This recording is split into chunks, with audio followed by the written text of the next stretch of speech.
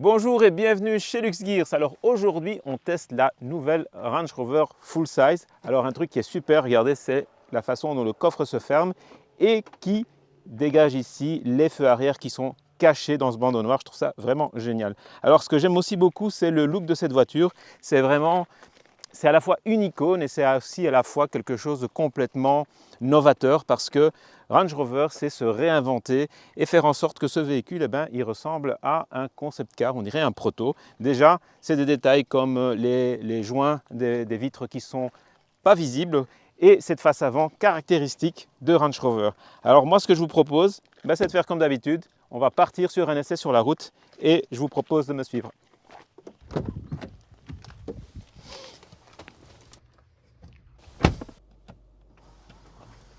Alors ce qui est sympa avec cette voiture, c'est son toit panoramique qu'on peut ouvrir assez largement et profiter d'une conduite cheveux au vent en tout confort.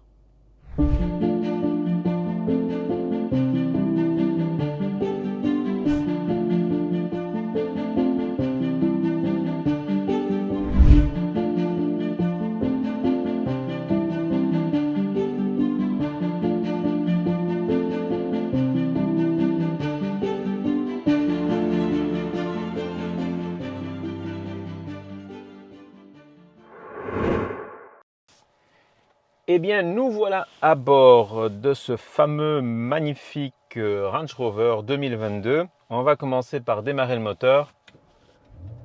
C'est toujours un moment de bonheur d'écouter ce V8 qui ronronne. Moi, j'adore ça.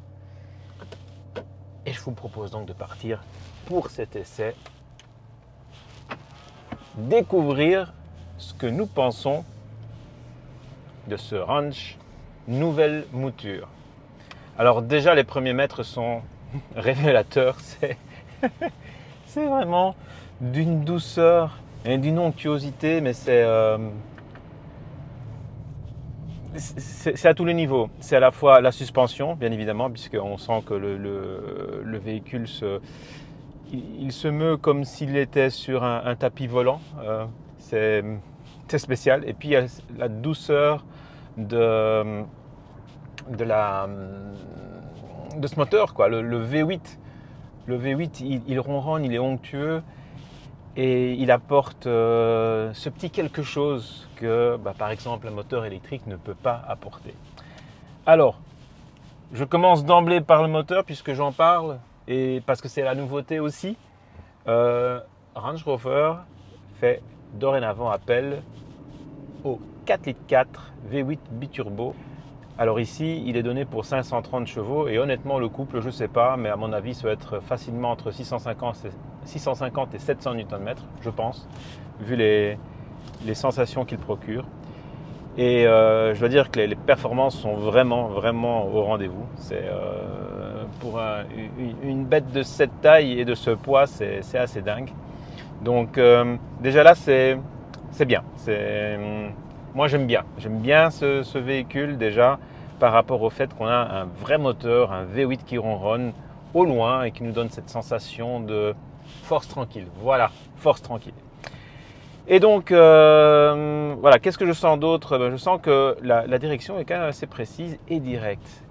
Alors, pourquoi est-ce que c'est direct? Eh bien, il a un petit secret qui est aussi une première pour le Range Rover, c'est qu'il a les roues arrière directrices.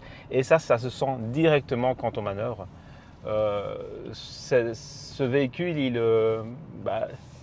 il se faufile, il se place où on veut, tellement il est agile grâce à ces 4 roues directrices. Alors bien entendu, on a toute l'armada de Terrain Response Control. Là, il est en automatique. Je vais le mettre sur route. Tiens, voilà, sur route. Je le force sur route pour comme ça, il a un comportement un peu plus précis. Alors, une autre chose aussi qui est sympa, c'est qu'on a les barres anti-roulis actives qui tournent sur du 48 volts. Et donc, ça permet à ce mastodonte de virer pratiquement à plat et avec précision. Et ça, c'est pas mal. Ça prend peu de roulis tout en étant super onctueux dans son comportement. Moi, je trouve que c'est vraiment chouette. D'ailleurs, on va faire une petite portion de route un peu plus dynamique là devant nous, voir un petit peu ce que ça donne. Bon, bien évidemment, c'est pas une ballerine, hein. C'est un gros véhicule, hein. C'est très haut, c'est très long, ça a des roues énormes. On est sur du 23 pouces, figurez-vous, du 23 pouces. Je crois que dans 285, 40, 23. On va vérifier sur les images. Mais en tout cas, ça permet de tout avaler, de la route. On a vraiment l'impression de dominer la route et c'est vraiment ça. On domine la route tellement on est haut, mais aussi tellement c'est facile, quoi. C'est impressionnant de voir comment ce véhicule se joue de la route. Et je ne parle même pas de tout terrain parce que honnêtement, j'ai pas été essayé, mais si vous êtes intéressé, allez voir sur d'autres chaînes YouTube où ils ont testé le ranch en tout terrain et c'est vraiment bluffant de voir comment est-ce que cette voiture avale tout. C'est vraiment, ça passe partout et en plus on est dans un confort royal. Alors le confort, justement, le confort il vient de deux choses. Donc comme je vous ai dit, on a une suspension pilotée, pneumatique, on peut jouer sur la hauteur de caisse, mais là aussi où c'est top, je dois dire, ce sont les sièges. On a des sièges super confortables qui sont réglables tout azimut. Et là, franchement, je vous mens pas, je vous montre là maintenant les détails. En fait, c'est une des rares voitures où j'ai pu régler pratiquement tout. Donc, je peux régler non seulement, évidemment, hauteur, profondeur, largeur des joues du siège, longueur d'assise, le lombaire, mais alors un truc qui est aussi génial, c'est les épaules. C'est-à-dire qu'on peut ramener le dessus du siège auprès de nos épaules, ce qui fait qu'on a vraiment une position de conduite proche de la perfection. On est super bien assis, on domine la route et c'est juste royal, quoi. C'est impressionnant. Et alors ce moteur qui a des ressources incroyables, il est bien entendu accouplé à une boîte automatique ou e-rapport qui fait son job sans problème. Si je dois juste donner une petite critique, c'est oui, quand on est à l'arrêt et qu'on est passé en start-stop, il y a un petit temps de réaction, mais bon. Alors oui, comme je disais, ce véhicule est super complet, c'est la version autobiographie qui est presque full. Bon, je crois qu'au-dessus, on a encore la First Edition et puis le SV. Mais déjà ici, on a un équipement pléthorique. Il y a quelques options supplémentaires. Alors pour info, le prix c'est tel qu'il est là, il navigue aux alentours des 180 000 euros TTC. C'est une somme conséquente, on est d'accord. Mais quand on voit les prestations, c'est absolument phénoménal. Parce que franchement, la facilité de conduite, le confort, la douceur, la sérénité qu'on a à bord de cette voiture, c'est assez incroyable. Là, je viens de faire tout le week-end à bord de ce véhicule. J'ai fait un aller-retour Luxembourg-Bruxelles en faisant un tour dans la région de la Louvière. Donc, j'ai parcouru environ 700 km. Alors, ce qui m'a bluffé, c'est la consommation. En partant de Luxembourg vers Bruxelles, je suis descendu jusqu'à 10,5 litres de moyenne. 10,5 litres, donc avec un tout petit peu de ville auparavant. Je crois que j'aurais pu descendre un tout petit peu plus bas, mais bon, disons 10,5 litres, c'est tout à fait représentatif. Et cela, attention, en roulant aux limites de vitesse. Donc j'étais entre 120 et 130 compteur, qui d'ailleurs est assez précis parce que je l'ai vérifié au GPS. Et donc après évidemment quand j'ai roulé un peu plus en ville, ma consommation a un peu grimpé et là sur le global je suis à 11,3 litres, ce qui est vraiment impressionnant pour un véhicule de cette taille avec un V8 biturbo de plus de 500 chevaux. Je ne sais pas si vous vous rendez compte, mais il y a une vingtaine d'années, c'est ce que consommait un 2 litres qui faisait 150 chevaux, quoi. Donc voilà. Alors justement là, regardez les accélérations, c'est impressionnant. C'est d'une facilité vraiment bluffante. Les autres éléments qui participent au confort et à l'ambiance à bord, bien entendu, c'est le multimédia. C'est du tactile, donc c'est pas forcément ma préférence, mais je dois dire que ça marche pas trop mal. Le CarPlay fonctionne bien. Là, je le fais pas fonctionner parce que j'ai mon iPhone qui enregistre. Mais sinon, je vous assure, ça fonctionne bien, l'écran donne bien. Alors, la qualité de la sono, elle est exceptionnelle. C'est la Meridian, hein. On a 34 haut-parleurs et 1600 watts. Donc, ça vous donne une idée des capacités de l'engin. C'est vraiment incroyable. Alors, parlons look, parce que là, j'ai pas encore, j'ai parlé technique, etc. Look, qu'est-ce que je pense du look de ce véhicule? Eh bien, franchement, moi, il me plaît beaucoup. Pourquoi est-ce qu'il me plaît le look de ce véhicule? Eh bien, parce qu'il est très pur, il est très sobre. Quand vous voyez ces lignes extérieures, on dirait que toutes les surfaces sont léchées. C'est minimaliste et c'est beau à la fois, c'est monolithique. Et ça va jusque dans des détails, quand vous voyez les panneaux de carrosserie qui sont bien lisses. Eh bien, si vous regardez la base des vitres, la ceinture de caisse comme on dit, eh bien, on ne voit pas les joints. Ils sont cachés. Ce qui fait que tout a l'air d'être dessiné. On dirait presque un prototype, ce véhicule. Donc, je trouve qu'extérieurement, il est fabuleux. En plus, j'adore la face arrière avec les feux qui sont cachés dans ce bandeau noir de la face arrière. Et sinon, la face avant, c'est du typique Range Rover, c'est très beau. C'est un véhicule qui est élégant malgré sa taille qui est très très importante, très imposante. J'aime bien son long capot, son empattement imposant et ses porte-à-faux réduits qui, bien entendu, font du sens pour faire du tout-terrain.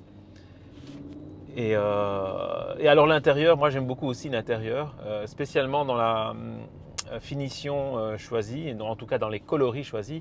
Alors la première chose déjà, c'est quand on arrive, on s'installe à bord, c'est cette odeur du cuir haute qualité. Alors je sais qu'il y a des gens qui vont être pas contents du tout que je dis que j'aime l'odeur du cuir, mais je suis désolé, c'est quelque chose de culturel.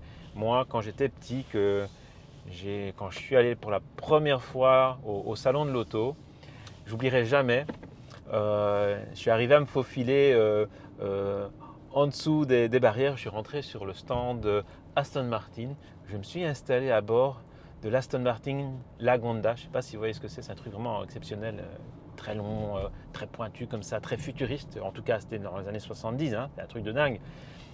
Et je suis rentré là-dedans, je me suis assis dedans et je me suis dit waouh, c'est dingue. On dirait que on est dans un magasin de chaussures. Pourquoi? Bah oui, l'odeur du cuir. C'est ça en fait qui donne cette particularité. Ici c'est pareil.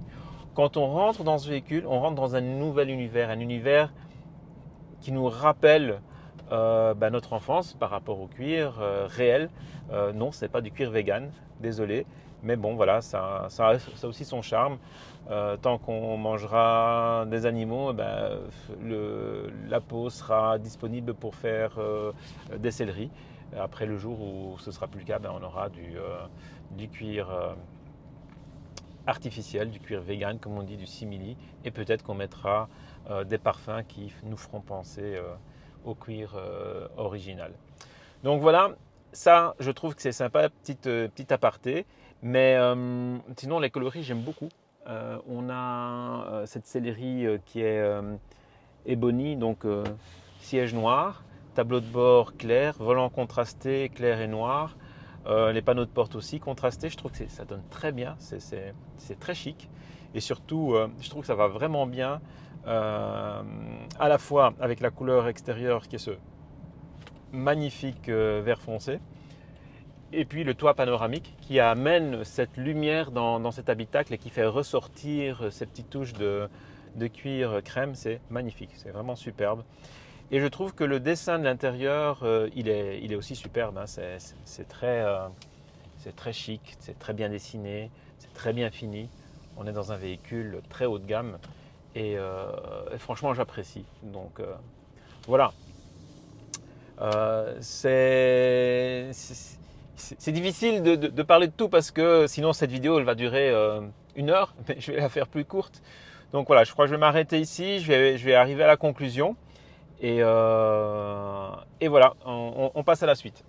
Alors on arrive à la fin de cet essai et je vais vous donner ma conclusion. Moi, ce véhicule, alors que je ne suis pas du tout un grand fan de SUV ou autres gros véhicules de ce type, je dois dire que j'ai été bluffé. J'ai été bluffé parce qu'on a un niveau de confort, un niveau de performance assez incroyable. C'est un véhicule qui sait tout faire et qui est presque anachronique parce que évidemment aujourd'hui c'est plus très politiquement correct de rouler avec des véhicules aussi gros, avec des aussi gros moteurs, mais je dois quand même avouer qu'il y a un charme inouï à pouvoir rouler dans ce type de voiture parce qu'il y a le luxe, il y a la performance et puis il y a cette noblesse du V8. Donc oui, c'est un véhicule qui peut donner envie et je comprends aujourd'hui que c'est quelque chose à part. Sur ce, je conclus cet essai en disant que le Range, il est plus que jamais une icône et que c'est une chance de pouvoir découvrir ce genre de voiture. Donc voilà, c'est ma conclusion. Je vous dis à une prochaine. N'oubliez pas les likes, les commentaires et les abonnements. Merci, ciao, à bientôt.